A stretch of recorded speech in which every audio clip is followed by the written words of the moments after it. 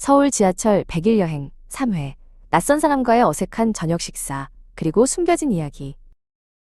서울 지하철 2호선 열차 안. 다은과 도준은 서로 몇 발자국 떨어진 채 서 있었다. 한 정거장을 지날 때마다 어색함은 더욱 짙어졌다. 도준이 먼저 침묵을 깼다. 저기, 혹시 어디까지 가세요? 아, 저는 그냥 이 근처에 사는 사람이라서요. 다은은 얼버무렸다.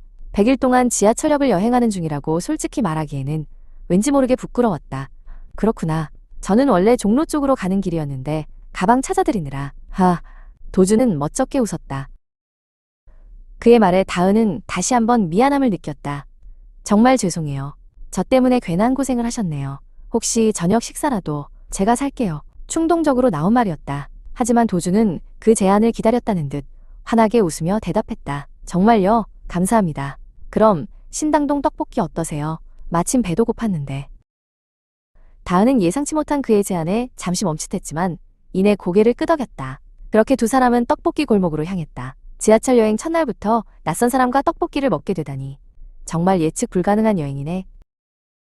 왁자지껄한 떡볶이 가게 안. 다은과 도준은 마주 앉아 떡볶이를 먹으며 이야기를 나누기 시작했다. 서로의 나이, 직업, 취미 등 간단한 질문들이 오갔다. 다은은 대학교에 휴학 중이라고 솔직히 말했다.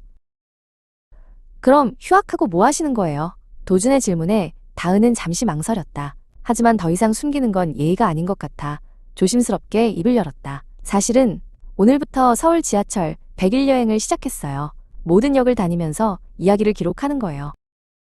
도준은 다은의 이야기에 눈을 동그랗게 뜨고 집중해서 들었다. 정말 멋진데요?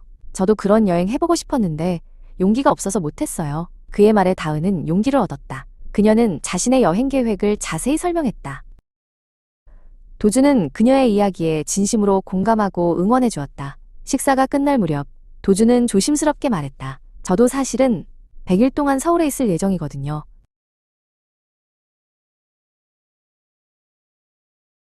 다은은 의아한 표정으로 그를 바라보았다. 100일이요?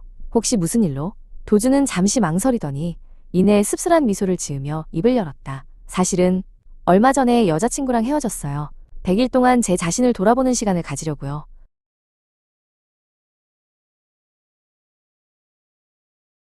다은은 순간 할 말을 잃었다. 그녀의 100일 여행이 새로운 시작을 위한 도전이었다면 도준의 100일은 상처를 치유하기 위한 시간이었던 것이다. 그날 저녁 다은과 도준은 각자의 100일에 대한 이야기를 나누며 가까워졌다. 전혀 다른 이유로 시작된 두 사람의 100일. 과연 그들은 이 100일 동안 어떤 이야기를 만들어갈까?